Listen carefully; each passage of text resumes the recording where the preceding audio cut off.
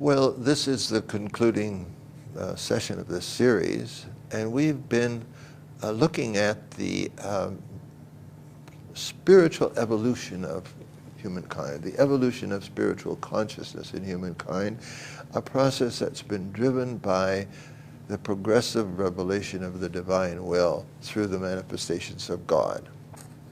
And in doing so, we've been struck by two circumstances. The first of these, and they're not the most attractive features of it by any means, but the first of these has been the tendency of humankind from the beginning, at every stage, to build a kind of stockade around their conception of the divine purpose and separate, and so that one, quote, religion would be separated from a successive religion and so on. And this, of course, has added to the divisions that already afflict the unity of humankind. But a further and very sobering, very sobering feature of this process has been the fact that over and over again, the the segment of humankind who had been most spiritually advantaged, who had been the best prepared to respond to the next stage of the evolution, strangely enough, they themselves became the most rigid opponents of that process. In fact, they did this, of course, because their own leaders arrived at the point that they felt that they were threatened, that their power or their station in society or their wealth, whatever it was, and Baha'u'llah suggests there were different motivations. Because of this, these most advantaged people were the least capable of responding. And the Bible, of course, tells us that in that day the first will be last and the last will be first. Well, unfortunately, we have seen this phenomenon played out repeatedly throughout religious history. And as a result, Baha'u'llah over and over and over again throughout his writings calls for us to take a particular action, which is obviously very central to his purpose, central to the purpose of the evolution of human consciousness. He repeatedly says, reflect, consider, ponder, why, what would have led people to do so and so. So obviously, this is central. It should be central to our experience of our religion. This is not, religion is not something that should encourage us to simply settle down in some kind of a comfort zone. We're supposed to think, we're supposed to learn. Now, throughout all of this, despite all of the difficulties, the divine purpose itself was not deterred. The spiritualization of consciousness continued. The maturation of the human race went on. It was inhibited, it was delayed, and so on. But nevertheless, that process also continued to the present day, in which we have arrived at a stage in human history where the human race at last is able to see itself as one single people. Whether they like it, whether everybody likes that or not is another matter, but we are able to see ourselves as one human people. And that's possible for us, of course, as Baha'is, because of the covenant that Baha'u'llah has established through Abdu'l-Baha with his followers. But that very fact underlines the point that this is God's work. This is not because of our perfection, because we Baha'is are somehow superior, or the Jews were superior, or the Christians, or the Muslims, or any other special group of people. Baha'u'llah says, O people of Baha, that there are none to rival you is a sign of mercy. It's a sign of mercy, not of your own deserving or something.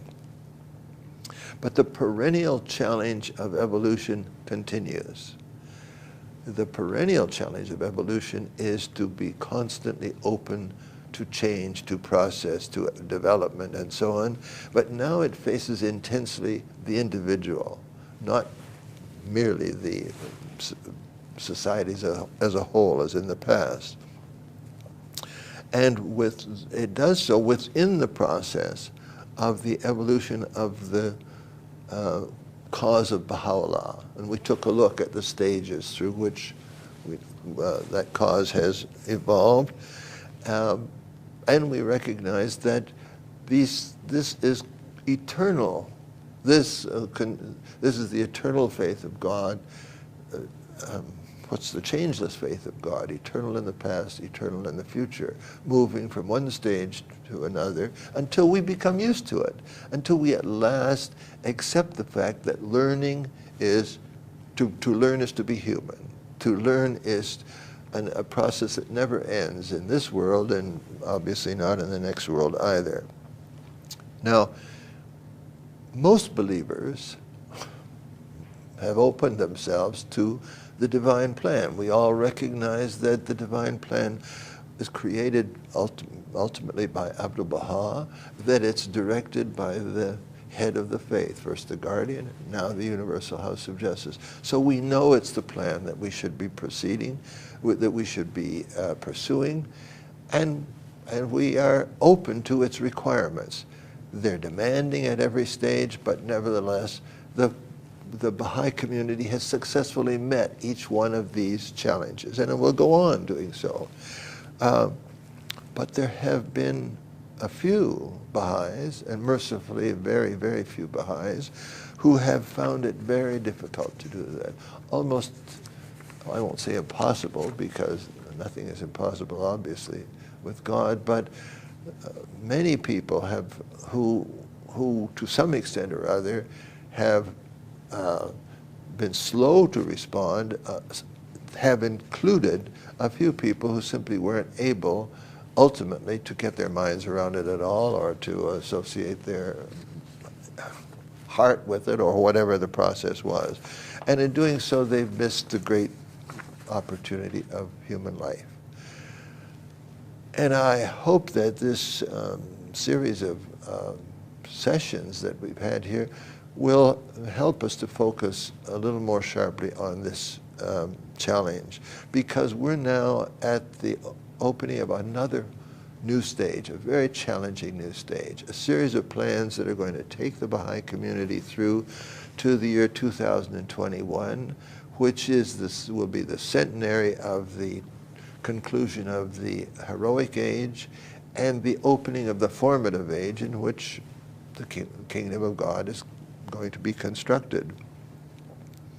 The Baha'i community, we have to stop and think, the Baha'i community 10 or 20 years from now is not going to resemble anything we today can imagine. The things that will surprise surprise us very much will be commonplace features of the cause of God in the future. What the cause calls on us today to do is to grow up, because the childhood of our community is passing away.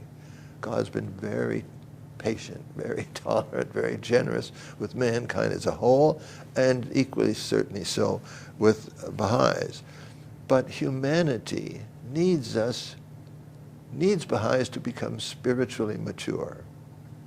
That's the stage that society has arrived at today, and that will entail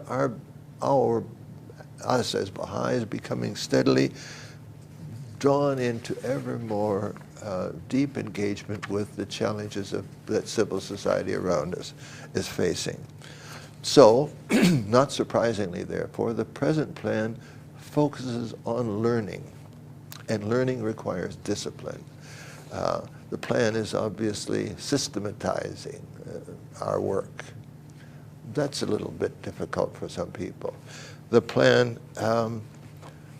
it emphasizes the inner growth of the individual, not merely external activities, which we're quite good at, especially here in the West.